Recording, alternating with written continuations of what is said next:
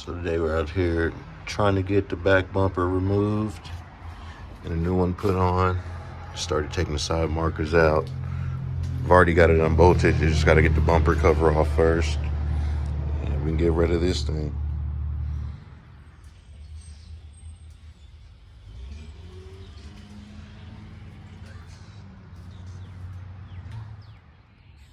A little side-by-side comparison. New one.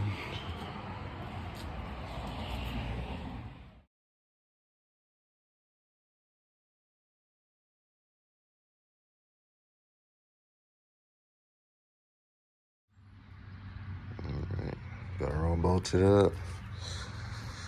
Fresh bumper on her.